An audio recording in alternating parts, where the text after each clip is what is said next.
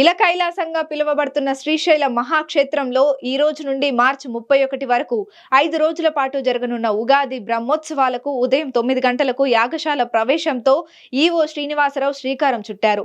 5 రోజుల పాటు జరిగే ఈ ఉత్సవాల్లో స్వామి అమ్మవార్లకు నిర్వహించే పూజలు, స్వామి అమ్మవార్లకు వివిధ వాహన సేవలు, అమ్మవారికి అలంకారాలు, అలాగే ఉత్సవాలకు వేలాదిగా తరలివచ్చే భక్తులకు కల్పించే ఏర్పాట్లపై శ్రీశైలం కార్యనిర్వహణాధికారి ఎం శ్రీనివాస్తో మెగా 9 టీవీ ప్రతినిధి శ్యామ్ ఫేస్ టు ఫేస్.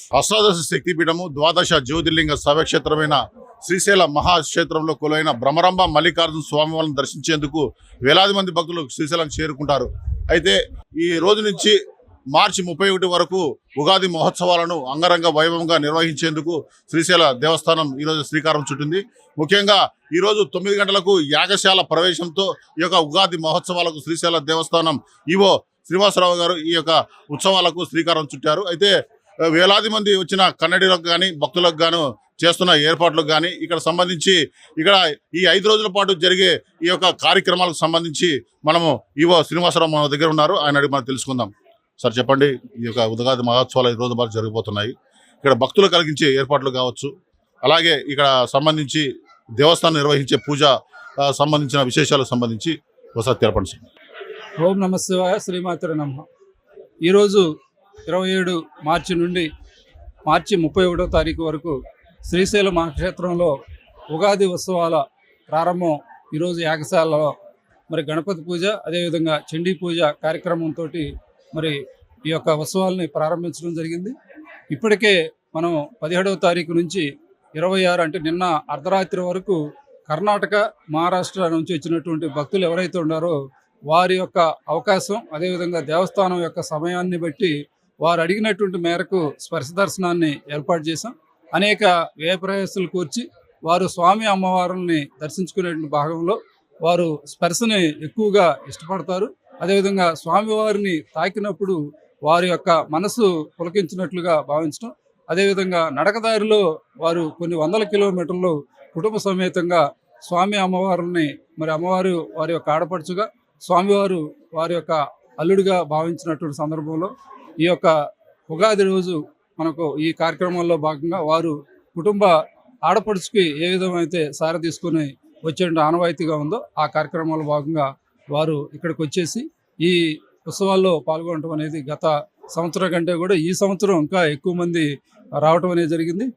కొంత మా సిబ్బంది ఒత్తిడి గురైనప్పటికీ ఉన్నటువంటి మన సౌకర్యాలు కల్పించినటువంటి వాటికి మహాశివరాత్రికి ఏ రోజు అయితే ఎట్లయితే మనం దాదాపు మహాశివరాత్రి రోజు 1,06,000 మందికి దర్శన భాగ్యం కల్పించాము.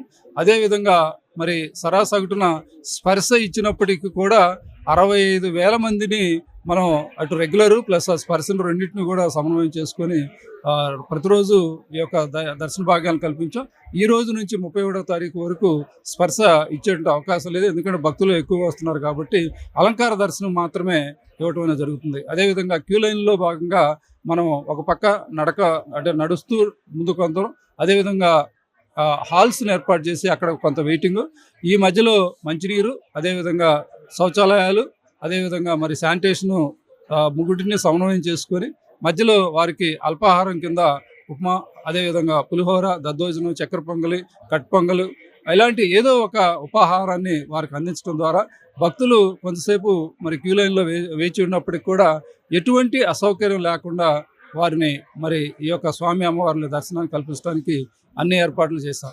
అదేవిధంగా బాహ్యంగా కూడా ఇక్కడ జరిగేటువంటి ప్రతి విశేష కార్యక్రమాలను కూడా ఎల్ఈడి ద్వారా ఎవరైతే మరి నడుచుకుని వచ్చేటువంటి వాళ్ళు ఉన్నారో క్షేత్రం లోపల అన్నిటికి కూడా మరి ఒక పక్క మైక్ ద్వారా, అదేవిధంగా ఎల్ఈడి స్క్రీన్ ద్వారా కూడా చూడటానికి ఏర్పాటు చేశాం. ప్రతిరోజు ఈ రోజు నుంచి జరిగేటువంటి గ్రామోత్సవాలని లైవ్గా మరి తిలకించడానికి, అదేవిధంగా వాటిలో పార్టిసిపేట్ చేయడానికి కూడా భక్తులు ఎక్కడి నుంచి అని చూడటానికి కూడా ఏర్పాట్లు చేస్తాం. అదేవిధంగా ప్రింట్ అండ్ ఎలక్ట్రానిక్ మీడియా వారు కూడా ఈ యొక్క కార్యక్రమాల యొక్క విశిష్టతను, అదేవిధంగా ఇక్కడ జరిగే ప్రతి కార్యక్రమాన్ని కూడా వారు ప్రచారం ప్రసారం రెండు చేయడానికి కూడా మాకు బాగా సహకరిస్తున్నారు. వారందరికీ కూడా ధన్యవాదాలు సార్. ముఖ్యంగా అంతకుముందు శివరాత్రికి కావచ్చు జనాభా విపరీతంగా వచ్చారు, అంటే సంబంధించిన కొద్ది లోపాలు కానీ కొన్ని మన పునరావృతంగా సమస్యలు పునరావృతం కాకుండా ఈసారి అధికంగా భక్తులు వస్తున్న పరిస్థితి ఉంది. ఎటువంటి జాగ్రత్త చర్యలు తీసుకోబోతున్నారు? అదేవిధంగా బందోబస్తు సంబంధించి వాళ్ళకి భద్రతా ఏర్పాట్లు ఏ రకంగా చేస్తున్నారు? అంటే గత 5 సంవత్సరాల్లో జరిగినటువంటి చిన్న చిన్న సంఘటనలను కూడా మనం పురస్కరించుకొని మరి కర్ణాటక భక్తుల యొక్క వారి యొక్క ఆవేశాలను కూడా మనం పరిగణలో తీసుకోవడం ద్వారా ఒక పక్క పోలీసు వారు దాదాపు 2,000 మంది సిబ్బంది ఇక్కడ ఈ ఉగాది ఉత్సవాల కార్యక్రమ నిర్వహణ కోసం వారు వచ్చారు.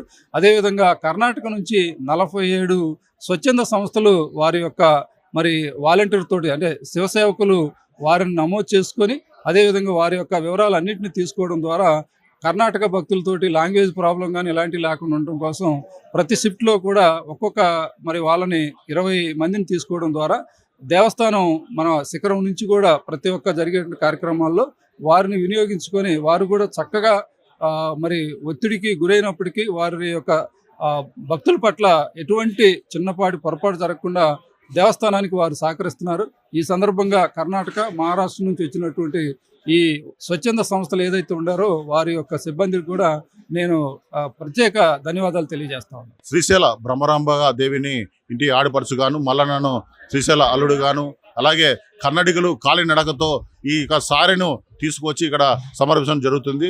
ప్రతిరోజు విశేష పూజలను నిర్వహించి వివిధ వాహన సేవలు అలాగే అలంకారాలను కూడా శ్రీ భ్రమరాంబ మల్లికార్జున స్వామి వాళ్ళను ఊరేగిస్తూ ఇక్కడ గంగాధర మండపం నుంచి నందిపడమ వరకు, అదేవిధంగా గంగాధర మండపం నుంచి బయలు వీరభద్ర స్వామి వరకు కూడాను ఈ యొక్క ఏర్పాట్లను చేసి ఉత్సవాలను ఏర్పాట్లను చేసి ప్రత్యేకంగా దృష్టి సారించిన పరిస్థితి ఉందని, అదేవిధంగా భక్తులకు ప్రత్యేక ఏర్పాట్లను అదేవిధంగా పుణ్యస్థానాల వద్ద అదేవిధంగా ఇదివరకు గతంలో జరిగిన అల్లర్లు కానీ అవి జరగకుండా ప్రత్యేక బందోబస్తు 2,000 మంది పోలీసులతో ప్రత్యేక బందోబస్తును ఏర్పాటు చేసి క్యూ లైన్లు కూడా సపరేట్గా ఏర్పాటు చేసి వాళ్ళకి ఈరోజు ఇంతవరకు కూడాను స్పర్శ దర్శనం ఏర్పాటు చేశామని, ఇప్పటి నుంచి మాత్రం అలంకార దర్శనమే ఉంటుందని ప్రతి ఒక్కరికి దర్శనం ఏర్పాట్లు చేయడానికి మా యొక్క సిబ్బంది ఎప్పుడు సిద్ధంగా ఉందని, అదేవిధంగా పోలీసు పహారాను కూడా ఎప్పటికప్పుడు కట్టుదిట్టం చేశామని, కాలినడకను వచ్చే భక్తులకు సపరేట్గా వైద్య సదుపాయాలు కావచ్చు, అలాగే మంచినీటి వసతి కావచ్చు, అలాగే